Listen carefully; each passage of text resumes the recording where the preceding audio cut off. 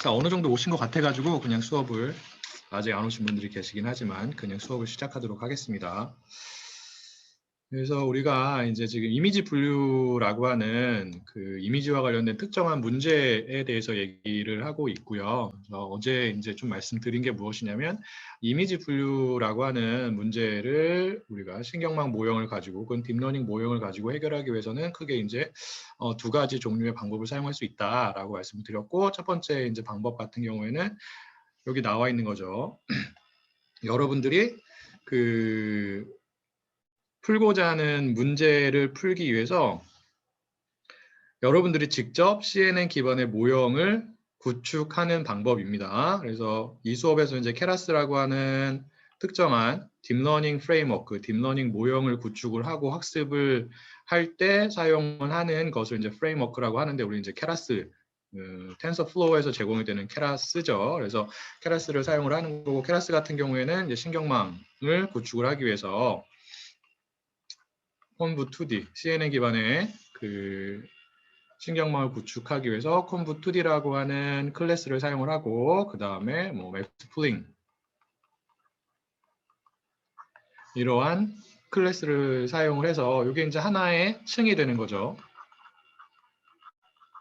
여러분들께서 여러 개의 층을 직접 쌓을 수 있다라고 말씀을 드렸고, 이제 그렇게 직접 모형을 구축해서 우리가 풀고자 하는 문제를 풀 수가 있습니다. 근데 이러한 방법에는 단점이 몇 가지 존재한다라고 제가 말씀을 드렸어요. 여러분들이 직접 모형을 구축해서 문제를 풀고자 하는 방법, 문제를 풀고자 하는 경우에 단점이 몇 가지 존재한다라고 제가 말씀을 드렸는데, 주요한 단점이 뭐가 있다라고 제가 얘기를 했었죠?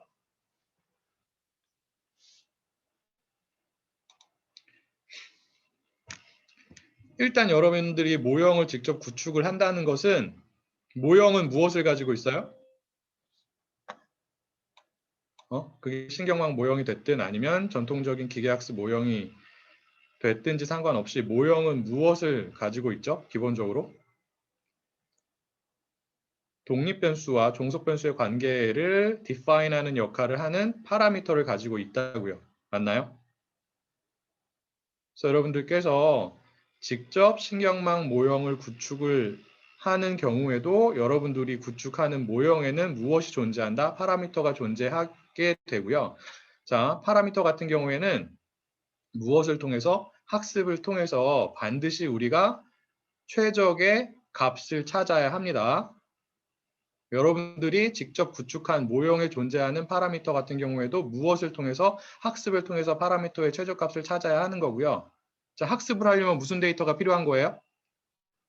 여러분들이 구축한 모형에 존재하는 파라미터 같은 경우에는 지금 아무런 값도 갖지 않고 있어요.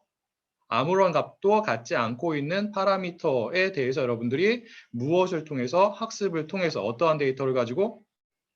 학습 데이터를 가지고 정답이 있는, 정답뿐만 아니라 정답을 맞히는 데 필요한 힌트 정보까지 들어있는 학습 데이터를 가지고 학습을 시켜서 여러분들이 직접 구축한 모형에 존재하는 파라미터의 최저값을 찾아야 한다고요.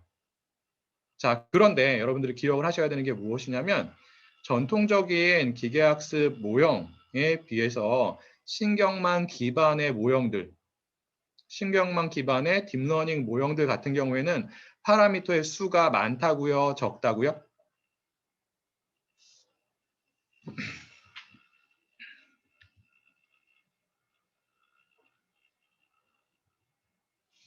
예, 파라미터의 수가 많죠. 맞나요? 아주 많아요. 정말 많아요. 몇억 개가 넘어요, 쉽게. 굉장히 간단한 모형도 몇억 개가 쉽게 넘습니다. 맞죠? 자, 파라미터가 많으면 과적한 문제가 발생할 가능성이 높다고 했고요. 파라미터가 많은 모형을 사용하는데 과적한 문제를 줄이기 위해서 혹은 모형의 성능을 높이기 위해서는 그만큼 무엇도 많이 준비를 해야 되는 거예요.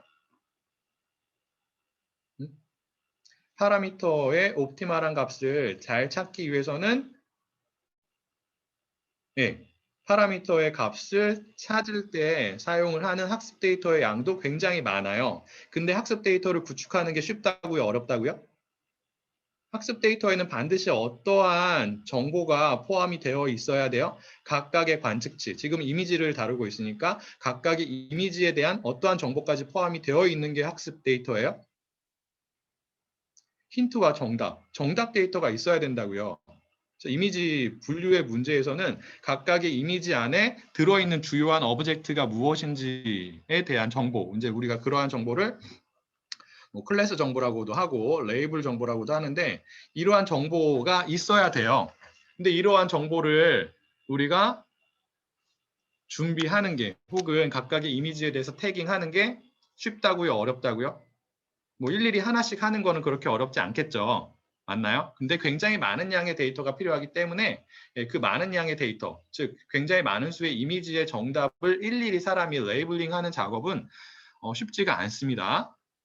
그래서 여러분들이 모형을 직접 구축해가지고 어떤 분류 문제를 풀고자 하는 경우에는 여러분들이 신경망 모형을 사용하는 것이기 때문에 해당 모형에는 파라미터가 굉장히 많고 파라미터를 학습하기 위해서 많은 수의 파라미터를 학습하기 위해서는 그만큼 많은 양의 정답이 있는 데이터, 즉 학습 데이터가 필요하다. 근데 학습 데이터를 구축하는 게, 준비하는 게 어렵다라는 게 첫 번째 단점이에요. 여러분들이 직접 모형을 구축해서 분류의 문제를 풀고자 하는 경우에 존재하는 단점 중에서. 그리고 두 번째, 학습 데이터를 굉장히 많이 모았다고 할지라도 여러분들 모형의 파라미터가 굉장히 많이 존재하기 때문에, 그리고 학습 데이터의 양이 많기 때문에 학습을 하는데 시간이 오래 걸린다고요? 적게 걸린다고요?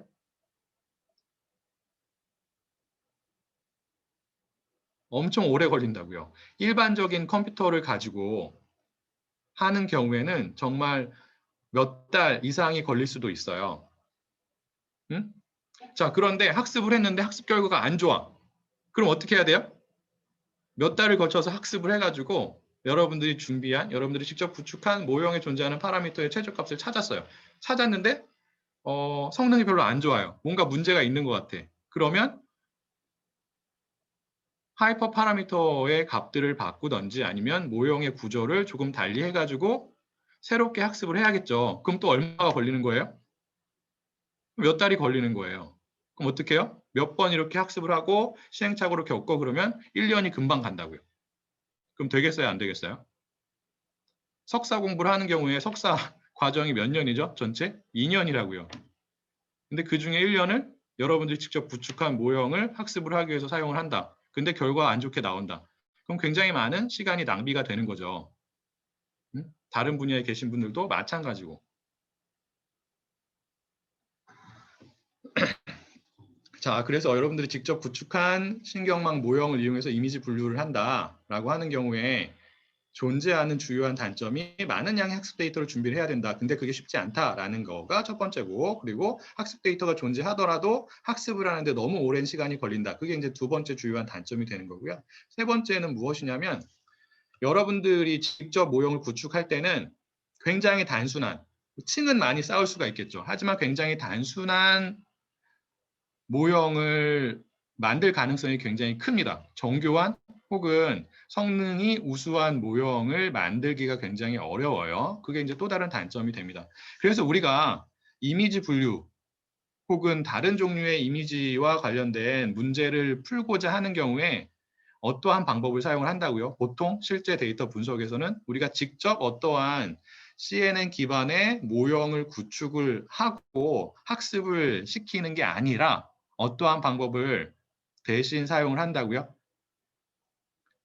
모형을 직접 구축해서 사용하는 방법이 갖는 문제점을 보완하기 위해서 사전학습 모형이라고 하는 이미 특정한 데이터 셋을 가지고 학습이 되어 있는 모형을 사용을 합니다. 자, 사전학습 모형이 뭐라고요?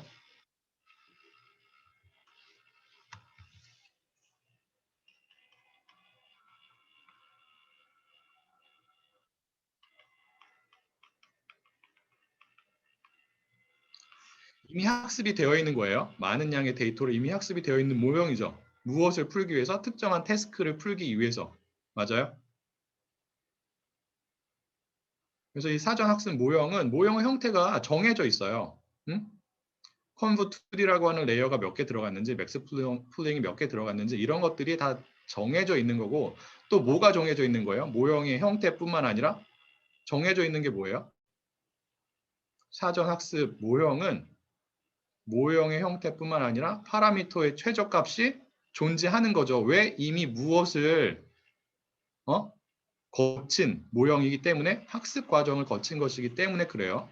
자, 학습을 통해서 우리가 도출하는 값이 뭐예요? 모형에 존재하는 파라미터의 최저값이라고요.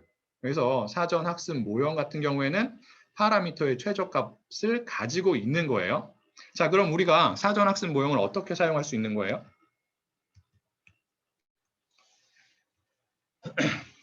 크게 두 가지예요. 여기 나와 있는 것처럼. 사전 학습 모형을 그대로 사용하는 거예요. 모형의 형태도 바꾸지 않고, 그리고 해당 모형에 존재하는 이미 학습을 통해서 도출이 된 파라미터의 최저값을 변경하지 않고 그대로 사용하는 방법이 첫 번째 방법이에요. 두 번째 방법은 그대로 사용하는 게 아니라 일부를 변경하여서 사용을 하는 거죠. 그래서 어떻게 변경을 하느냐? 모형의 형태를 바꿀 수가 있어요.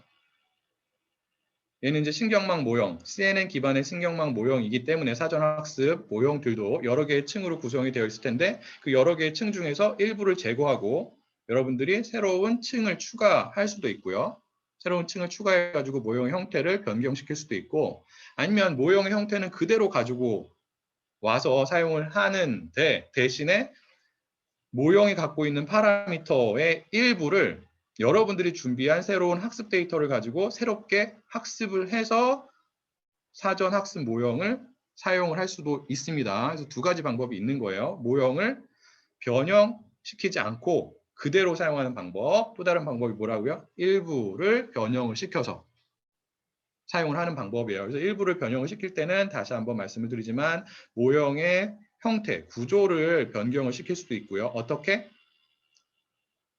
사전 학습 모형이 가지고 있는 여러 개의 레이어들 중에서, 층들 중에서 일부를 제거를 하고 거기에 여러분들이 새로운 층을 추가를 해가지고 모형의 형태를 변경해서 여러분들이 풀고자 하는 문제에 적용을 시킬 수도 있고요. 아니면 모형의 형태는 그대로 사용을 하는데 대신 무엇의 값을 새롭게 옵티마이즈를 하는 거예요. 파라미터의 값을, 어떠한 데이터를 가지고, 자, 파라미터의 값을 새롭게 학습을 하려면 뭐가 반드시 존재해야 된다고요? 학습을 하는데 필요한 데이터가 반드시 존재해야 한다고요. 그래서 여러분들이 사전학습 모형을 사용을 하는데 해당 모형이 갖고 있는 파라미터의 값을 그대로 사용하는 게 아니라 여러분들이 일부의 파라미터의 값을 바꾸고자 해요. 여러분들이 풀고자 하는 문제에 적합하도록. 그러려면 역시나 마찬가지로 학습을 해야 되기 때문에 학습 데이터가 어느 정도는 필요합니다. 근데 모형의 일부를 변경해서 여러분들이 풀고자 하는 문제에 적용하는 경우에도 학습 데이터가 그렇게 많이 필요하지 않아요. 무엇과 비교해서? 여러분들이 직접 모형을 구축하는 경우랑 비교해서 사전학습 모형을 사용하는 경우에 파라미터의 일부의 값을 새롭게 옵티마이즈를 하고자 한다라고 할지라도 학습 데이터가 그렇게 많이 필요하지는 않습니다. 자, 그래서 사전학습 모형을 사용하면 어떠한 장점이 있는 거예요? 이러한 장점이 있는 거예요. 여러분들이 새롭게 준비해야 되는 학습 데이터의 양이 많다고요, 적다고요? 사전학습 모형을 사용하는 경우에 적다고요. 그렇게 많이 준비할 필요가 없어요. 문제마다 다르겠지만 종속 변수가 만약에 뭐 2개다. 그래서 여러 개의 사진이 있는데 사진에 포함되어 있는 동물이 강아지인지 고양이인지를 맞히는 작업을 하고자 한다. 이러한 경우에는 학습 데이터에 존재하는 이미지의 수가 1000개 정도만 있어도 충분하다고요. 물론 더 많으면 많을수록 좋아요. 근데 1000개 정도만 있어도 청계도 여러분들 입장에서는 사회과학이나 아니면 뭐 다른 분야에 계신 분들 같은 경우에는 빅데이터를 다루지 않는 영역에 계신 분들 같은 경우에는 천개도 많다라고 생각하실 수 있겠지만, 예, 이 딥러닝 분야에서는 1000개는 굉장히 적은 수에 해당을 합니다. 1000개 정도만 있어도 사전학습 모형을 사용을 하면은 큰 문제 없이 여러분들이 풀고자 하는 문제를 비교적 정확하게 풀 수가 있습니다. 그리고 두 번째 장점이 무엇이냐면 무엇에 사전학습 모형을 사용하는 방법의 두 번째 장점은 무엇이냐면 이미 굉장히 많은 양의 데이터를 가지고 학습이 되어 있는 모형을 그대로 가져와서 사용을 하거나 일부만을 변경해서 사용을 하기 때문에 여러분들이 직접 학습을 하더라도 일부를 변경해서 여러분들이 준비한 적은 양의 데이터를 가지고 학습을 하더라도 학습에 걸리는 시간이 굉장히 적습니다. 오래 걸리지 않아요. 몇 분이면 된다고요. 많은 경우에. 물론 이제 컴퓨터 사양에 따라서 다르고 데이터의 양에 따라서 다르겠지만 사전 학습 모형을 가져와서 일부를 변경해서 파라미터를 새롭게 옵티마이즈를 하고자 하는 경우에도 학습을 하는데 그렇게 오랜 시간이 걸리지 않습니다. 시간 절약을 굉장히 많이 할 수가 있는 거죠. 그리고 세 번째 장점이 이거예요. 다른 사람들이 개발해 놓은 성능이 굉장히 좋은 모형을 여러분들이 그대로 가져다가 사용을 할 수 있습니다. 자, 어제도 말씀을 드렸지만 이미지 분류 문제에서 사용이 되는 주요한 사전 학습 모형들은 누가 주로 만들었다고요? 혹은 어떠한 대회에서 경진대회에서 소개가 된 모형들이에요? 이미지넷 경진대회에서 소개가 된 모형들이에요. 맞나요? 그래서 VGG 넷이 있었고 대표적인 게 일반적으로 많이 사용이 되는 사전학습 모형이 VGG넷이 있었고 레즈넷이 있었고 구글넷이 있었습니다. 구글넷은 인셉션넷이라고 한다고도 제가 말씀을 드렸어요. 자, 이런 애들은 누가 개발을 한 모형들이에요?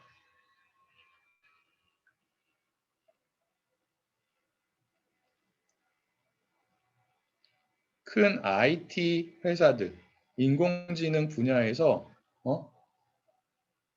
가장 앞장서고 있는 기업들이, 회사들이 개발한 모형들이라고요.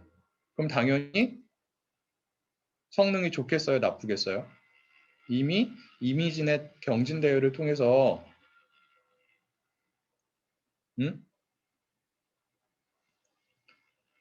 다 결과가 확인되었지만 얘네들의 성능은 굉장히 우수합니다.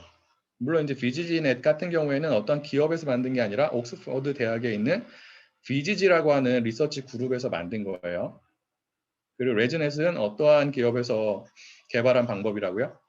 레즈넷은 어제 제가 간단하게 말씀을 드렸는데 기억나시나요?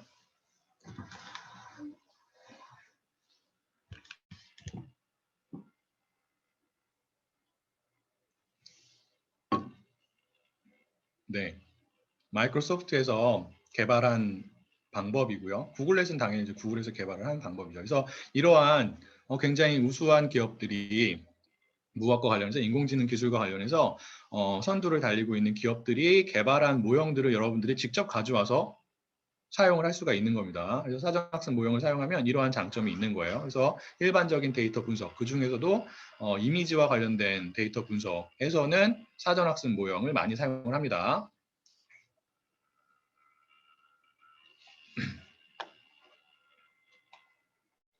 그래서 앞에서 말씀드린 것처럼 우리가 이미지 분류를 위해서 사용을 하는 사전학습 모형들은 주로 어떠한 경진대회에서 우승이나 준우승을 한 모형이 되냐면 여기 나와 있는 것처럼 이미지넷 경진대회에서 우승이나 준우승을 한 모형들이 됩니다. 그래서 대표적인 예가 여기 있는 거죠. 세 개가 있는 거예요. 그래서 VGG넷이랑 인셉션넷은 몇 년도 경진대회에서 소개가 된 모형들이냐면 2014년도 좀 됐죠. 이미 좀 되긴 했지만 아직까지도 사전학습 모형으로 많이 사용이 돼요. 그리고 레즈넷은 2015년 그 다음에 소개가 된 거고요. 레즈넷은 이미지넷 경진대에서 1등을 한 그 모형이 되고요. 인셉션넷은 2014년도 경진대에서 1등을 한 거고, 그리고 VGG넷은 2014년도 경진대회에서 2등을 했습니다. VGGNet 같은 경우에는 보통 이제 1등한 모형들만 주로 이제 사전학습 모형으로 많이 사용이 되는데 VGGNet 같은 경우는 2등을 했음에도 불구하고 사전학습 모형으로 많이 사용이 돼요. 왜 그렇다고요?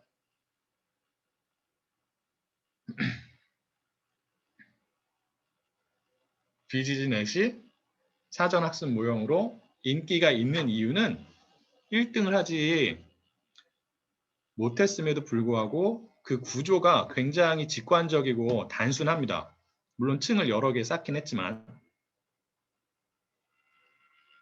그래서 일반적인 그 연구자들 혹은 이제 공부를 하는 사람들 입장에서 모형을 이해하는 게 훨씬 더 쉬워요. 그러한 이유로 VGGNet도 굉장히 많이 사용이 되고요. 여기에서도 이 수업에서도 VGGNet을 중심으로 사전학습 모형을 어떻게 우리가 사용할 수 있는지를 설명을 드리고자 합니다. 자, 이미지넷 데이터셋을 다시 한번 간략하게 말씀을 드리면 얘도 이제 이미지 분류 문제를 위한 데이터셋이고요. 각각의 이미지가 취할 수 있는 종속 변수가 취하는 종속 변수가 가질 수 있는 값의 수가 몇 개가 된다고요? 이미지넷 데이터셋 같은 경우에는 여기 나와 있지만 1000개가 되는 거예요. 그 1000개의 리스트는 어제 제가 보여드렸죠. 그래서 뭐 동물과 관련된 여러 가지가 있었고 그 외에도 여러 가지가 있었는데 그러한 종속 변수가 취할 수 있는 값들이 어떠한 주요한 카테고리에 속한 값들이 되는지를 다시 한번 보여드릴게요. 이거를 이해하시는 게 여러분들이 이미지넷 데이터셋의 특성을 이해하시는 데 조금 도움이 될 것 같아서 제가 이거를 추가를 했고요. 그래서 이 링크를 클릭을 해보시면 요거는 이제 오늘 오전에 나눠드린 강의 자료에 슬라이드에 있는 링크가 됩니다.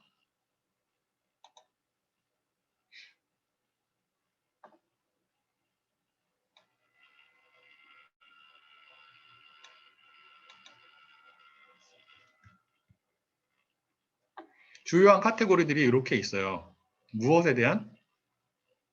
이미지넷 데이터셋에 존재하는 종속 변수가 취하는 값들의 카테고리입니다. 그래서 주요한 게 가장 주요한 게 이제 동물들이고요. 어제도 보신 것처럼 강아지에 대한 개에 대한 여러 가지 이제 그 클래스 레이블들이 있었고요. 그래서 뭐 강아지다 이렇게 있는 게 아니라 강아지들 중에서도 개들 중에서도 종이 어떻게 되는지 그런 정보가 있었고 뭐 고양이도 마찬가지고요. 이게 뭔지 아세요? 뭐라고 읽는지 잘 모르겠는데 영어 공부를 열심히 하시거나 영어를 잘하시는 분들은 아실 텐데 저 이 단어 원래 몰랐어요. 얘는 이제 무척추 동물이래요. 오징어나 이런 거 있죠. 네, 그런 게 이제 여기 포함이 되고요. 뭐 식물에 대한 그 값도 종속 변수가 취할 수 있는 거고, 그다음에 액티비티, 이제 스포츠 관련된 값도 있는 거고요. 그다음에 인스트루멘테이션 같은 것도 있고, 그다음에 뭐 씬 같은 것도 있고, 푸드 같은 것도 있습니다. 이러한 종속 변수를 갖는 정답을 갖는 이미지들이 포함이 되어 있는 데이터셋이 이미지넷 데이터셋이 됩니다.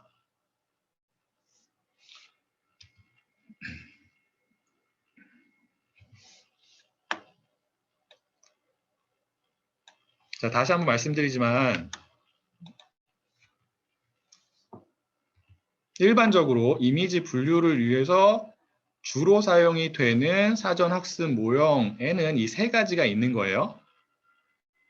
그 중에서 이 수업에서는 뭐 나머지도 얘네들도 소개를 해드릴 거예요. 설명을 간략하게 해드릴 건데 기본적으로 가장 이해하기 쉬운 VGGNet을 사용을 해가지고 우리가 이미지 분류 문제를 풀어보도록 하겠습니다.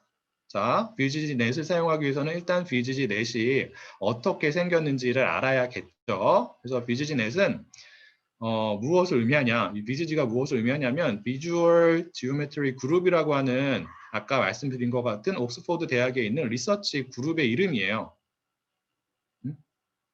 이거는 그 모형의 특성과는 전혀 상관이 없는 이름입니다. 인셉션 넷이나 레즈넷은 모형의 특성을 반영한 이름들이에요. 그래서 인셉션 넷 같은 경우에는 인셉션 모듈이라고 하는 특정한 모듈을 사용한 모형이기 때문에 해당 모형의 이름이 인셉션 넷이 되는 거고요. 레즈넷은 얘는 이제 리지듀얼 넷이라고도 불리는데 리지듀얼 구조를 사용한 모형이기 때문에 레즈넷 혹은 리지듀얼 넷이라고 불리는 거예요. 리지듀얼이 무엇을 의미하는 거죠? 얘가 나머지를 의미하죠.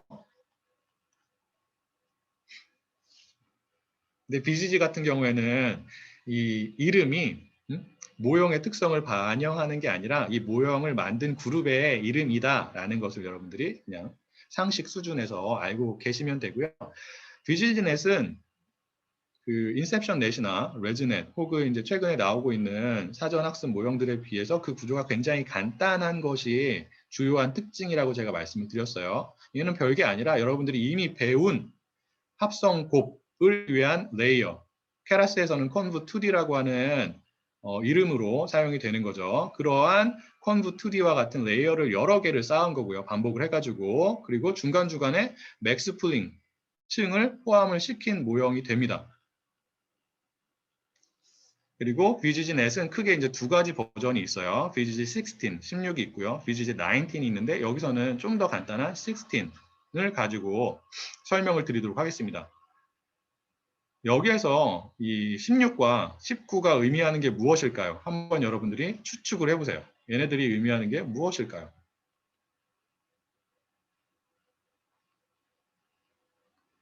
연도는 아닙니다. 자, VGG 넷은 2014년에 소개가 되었다라고 말씀을 드렸어요. 자, 버전인데 버전이라고 말씀드렸잖아요. 버전인 거는 알고 버전이 다른 게 두 개가 있는데 16과 19가 있어요.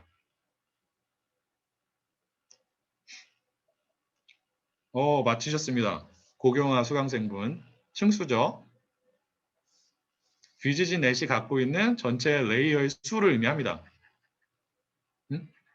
얘는 VGG 16은 몇 개의 레이어를 가지고 있는 모형이에요? 16개를 가지고 있는 모형이고요. 얘는 19개를 가지고 있는 모형이에요. 왜 층수를 이렇게 16개, 19개로 한정을 했을까? 얘 많아 보이세요? 아니면 적어 보이세요? 16이나 19가.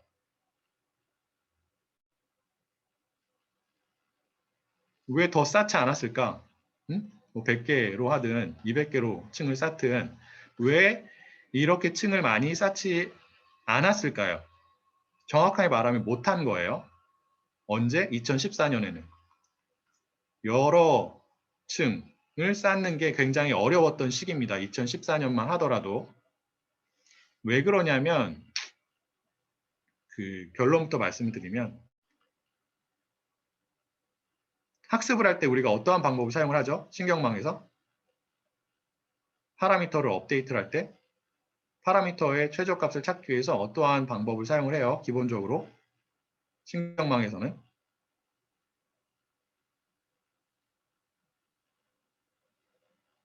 어떠한 방법?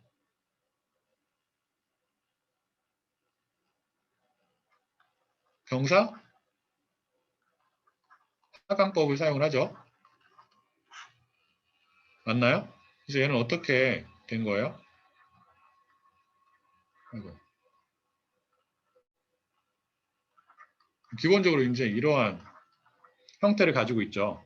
물론 이제 얘를 변형시킨 여러 가지 옵티마이저가 있긴 하지만 기본적으로 이제 이러한 모형을 가지고 있는데 층수가 많아지면 어떠한 문제가 발생을 하냐면 파라미터의 값이 업데이트가 안 되는 문제가 발생을 합니다. 왜 그러냐면 이 부분 경사 부분 있잖아요. 얘의 값이 0에 가까워져요. 층수가 많아지면. 그러한 문제를 경사 소실 문제라고 합니다. 없어지는 거죠. 어떻게? 0으로. 자, 그러면 업데이트가 발생을 하나요? 그렇지 않나요? 경사가 0에 가까워지면 경사의 값이. 자, 업데이트 되는 부분은 얘예요. 경사 곱하기 에타라고요. 에타가 뭐예요? 여기서 에타가 무엇이죠?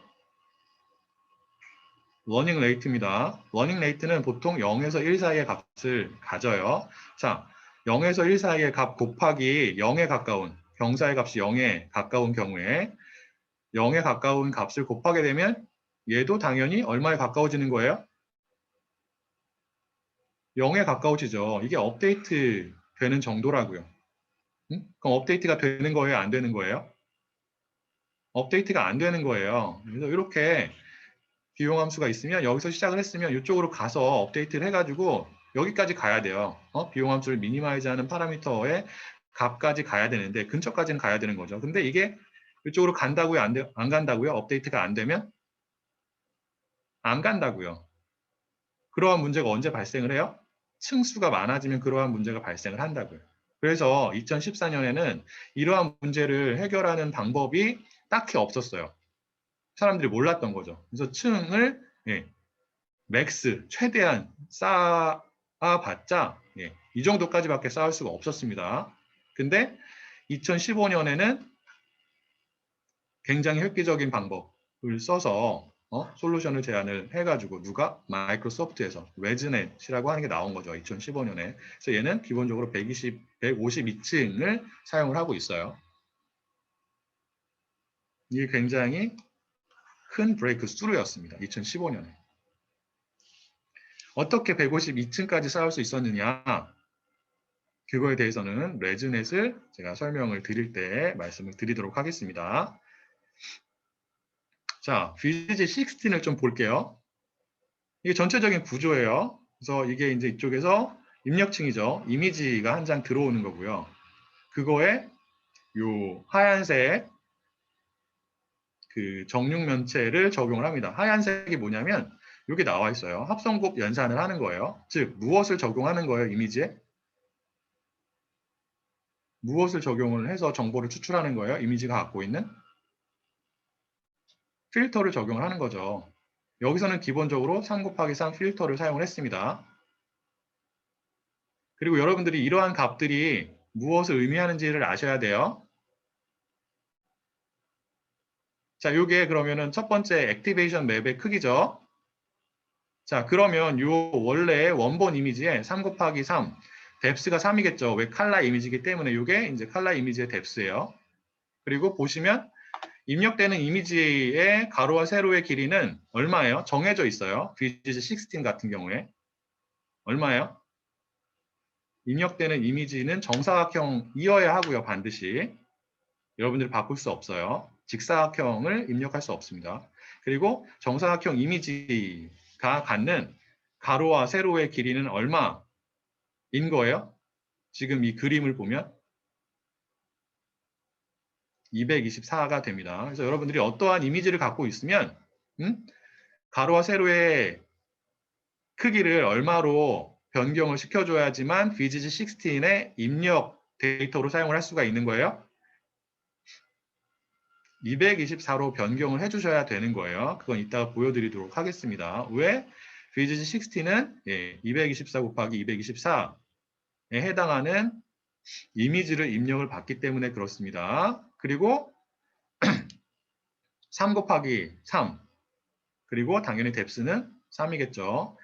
이 필터를 적용을 한 거예요. 몇 장을 적용했을까요? 그러한 필터를 몇 개를 적용했을까요? 적용된 필터의 개수는 어떻게 알 수 있어요?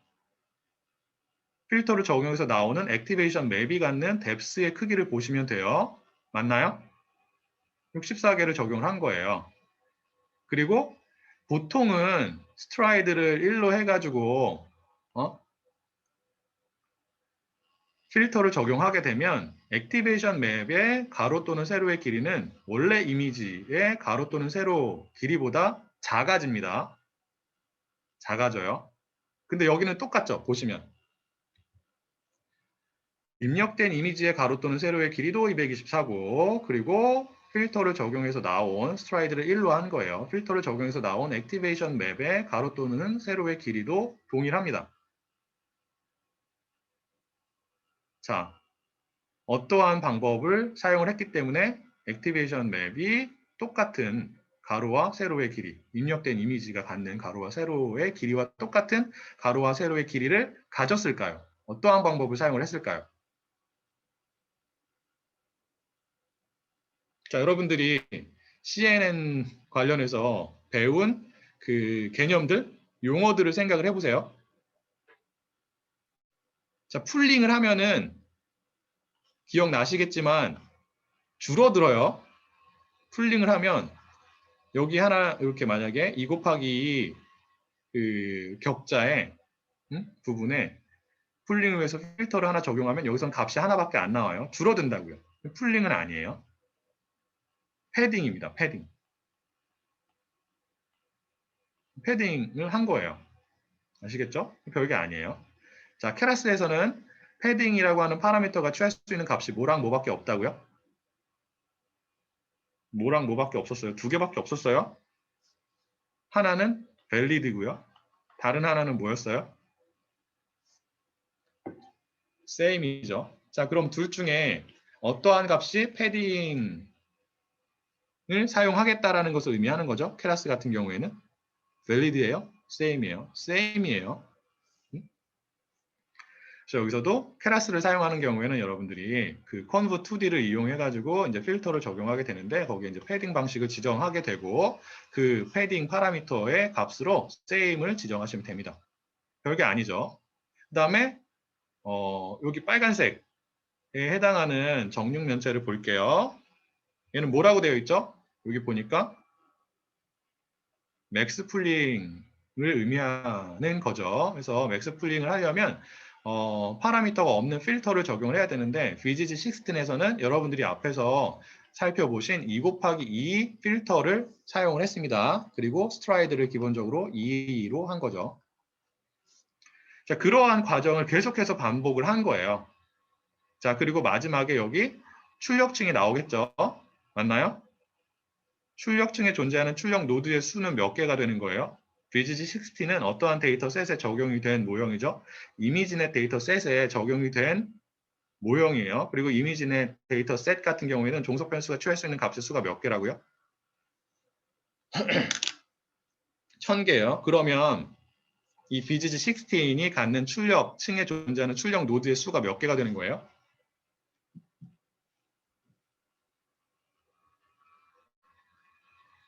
1000개가 되는 거죠. 그래서 1000개가 이렇게 쭉 있습니다. 그럼 첫 번째 출력 노드가 출력하는 값은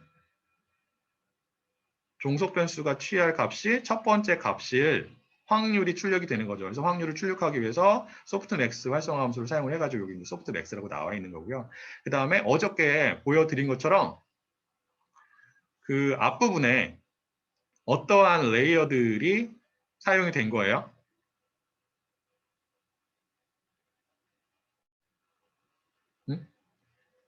출력층 이전에 어떠한 레이어들이 댄스 레이어, 일반적으로 얘기할 수 있는 은닉층이 사용이 된 거예요. 원래 이제 2개가 사용이 되는데 여기는 3개로 나왔네요. 2개가 사용이 되었어요. 그리고 자, 이 부분이 제가 뭐라고 말씀드렸냐면 그 컨볼루션 연산을 하는 컨볼루션 부분이라고 말씀을 드렸죠. 그래서 이 부분에서 이렇게 전달이 되는 데이터의 형태는 몇 차원이라고요?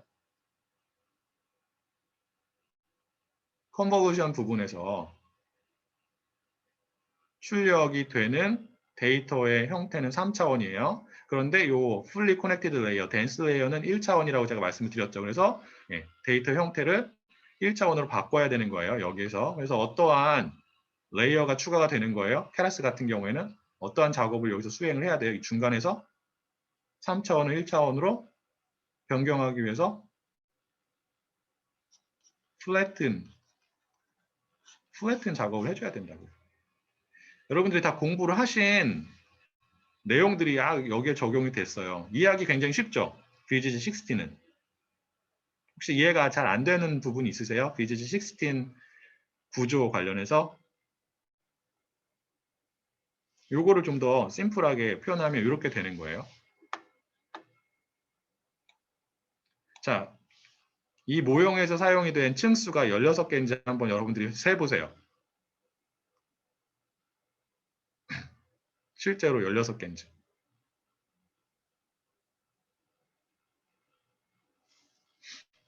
16개 아니죠?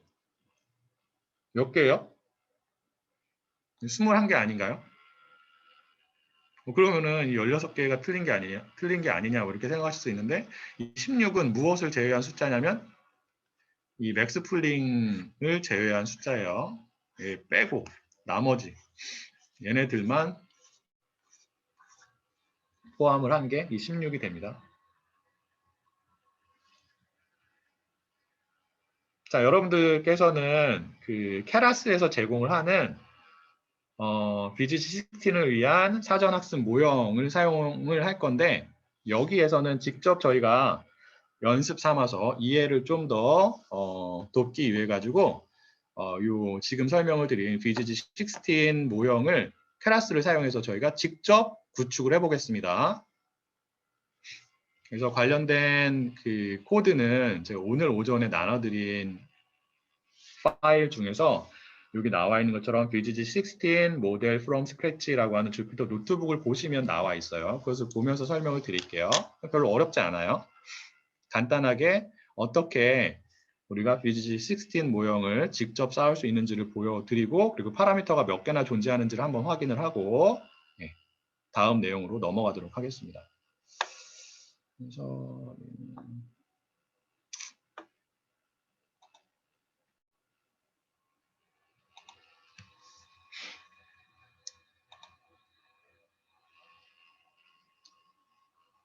제 노트북이 사양이 그렇게 좋지 않아 가지고 제가 개인적으로 이용하는 그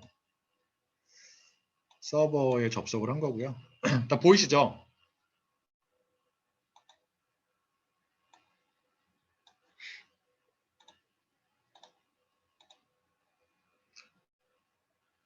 그래서 이 파일을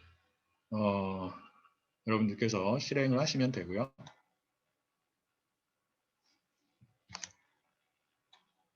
자, 저희가 기본적인 그 CNN 모형을 공부할 때 다뤘던 코드들을 그대로 사용을 하는 겁니다. 여기 보시면 그래서 이런 식으로 필요한 그 클래스와 모듈을 임포트를 이렇게 해주시고요. 이렇게 쌓는 거죠. 자, 여기 첫 번째 시퀀셜한 방법으로 쌓는 거예요. 순차적으로 쌓는 거예요. 앞부분부터. 그래서 이게 첫 번째고요. 자, 보면은 몇 곱하기 몇 필터를 적용하고 있는 거예요. 몇 곱하기 몇이에요? 요거를 보고 여러분들이 아실 수 있어야 되는 거죠. 3 곱하기 3 필터를 몇 개를 쌓고 있어요? 몇 개를 사용하고 있어요? 64개를 쌓고 있습니다. 그리고 무엇을 지정을 해줘야 된다고요? 패딩 방식을 지정을 해줘야 된다고요. 어떠한 값으로? 제로 패딩을 사용하기 위해서 same이라는 값으로 패딩 파라미터의 값을 지정을 해야 되는 거죠. 맞나요? 그리고 입력되는 이미지의 크기가 어떻게 되는 거예요? 아까 그림에서 슬라이드에서 보신 것처럼 224 곱하기 224 곱하기 3이 되는 거예요. 맞나요? 자, 이렇게 하면 결과물로 어떠한 형태의 어떠한 크기의 액티베이션 맵이 나온다고요? 이 첫 번째 conv2d 레이어를 통해서 출력이 되는 결과인 액티베이션 맵의 크기는 어떻게 될까요? 아까 제가 슬라이드에서 보여드린 것처럼 224 곱하기 224 곱하기 몇이에요? 사용이 된 필터의 수인 64죠. 이렇게 되는 거예요. 이해가 되셨어요? 아까 그 그림 잠깐 볼게요. 다시. 네. 지금 이 부분 하고 있는 거예요. 이 부분. 첫 번째 그 conv2d가 적용이 된 거고, 두 번째 conv2d가 똑같이 적용이 됩니다. 보면은 네, 이 부분이죠. 동일해요. 맞나요? 그리고 제가 말씀을 안 드렸는데 BGG16에서는 19도 마찬가지고 활성화 함수로 렐루가 사용이 되었습니다. 그래서 렐루를 지정을 한 거고요. 그 다음에 두 개의 conv2d 레이어를 쌓은 다음에 그림을 보면 그 다음에 나오는 게 뭐예요? 이 빨간색 부분이죠. 네? 이 빨간색 부분이 뭐에 해당이 된다고요? 맥스 풀링에 해당이 된다고요. 그래서 여기서는 BGG16 모형에서는 2 곱하기 2 크기의 필터를 사용해서 맥스 풀링을 수행을 했습니다. 나머지도 다 보시면 돼요. 얘네들을 계속 반복을 한 거예요. 필터의 수만 증가를 하고 있죠. 그래서 여기까지가 컨볼루션 부분이고요. 그 다음에 이제 댄스 레이어를 이렇게 쌌는데 각각의 댄스 레이어에 2개를 사용을 했다고 제가 말씀을 드렸죠. 댄스 레이어, 출력층 이전에 있는 댄스 레이어, fully connected 레이어. 여기에 보면은 노드가 몇 개가 있는 거예요? 4096개가 있는 댄스 레이어를 2개를 사용을 했고요. 그 다음에 액티베이션 펑션으로 렐루를 사용을 했습니다. 그리고 컨볼루션 부분에서 전달이 되는 입체적인 형태의 액티베이션 맵을 1차원 형태로 변경을 하기 위해서 여기 보시는 것처럼 플래튼이라고 하는 레이어를 추가를 한 거죠. 플래튼을 적용을 시킨 거예요. 그리고 마지막으로 출력층을 쌓은 거죠. 역시나 마찬가지로 출력층도 댄스 레이어로 쌓습니다. 그리고 이미지넷 데이터 셋에 적용을 했기 때문에 얘가 무엇을 의미하는 거예요? 천이? 무엇의 수?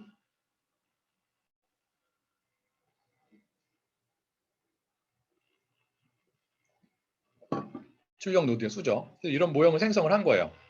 그래서 모델 서머리를 가지고 모형을 보면 이렇게 생긴 거죠. 굉장히 많죠. 층이. 자, 파라미터의 수를 볼게요. 전체 파라미터의 수가 이렇게 돼요. 이게 몇 개죠?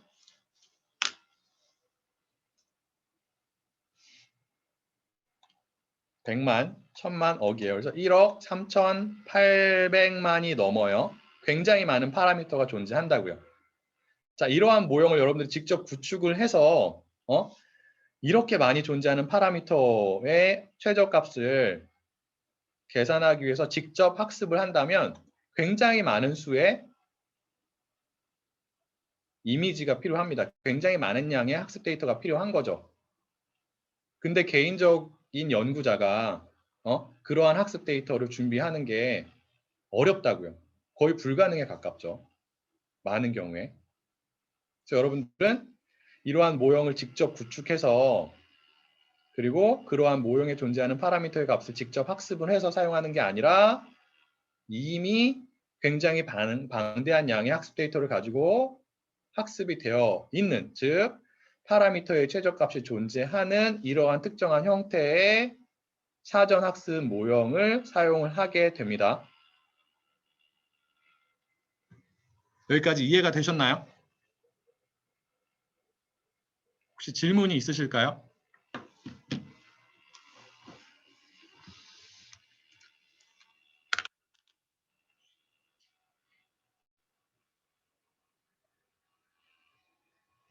네, 4096은 은닉 노드의 수가 됩니다.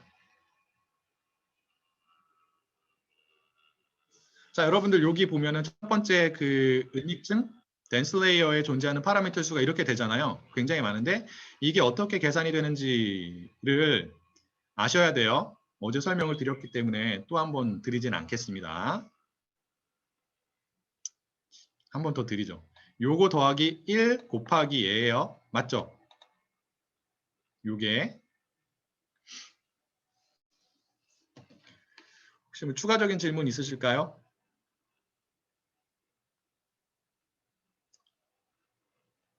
추가적인 질문이 없으면 첫 번째 시간은 여기까지 하고요. 10분 정도 쉬었다가 두 번째 시간을 계속 이어서 진행을 하도록 하겠습니다.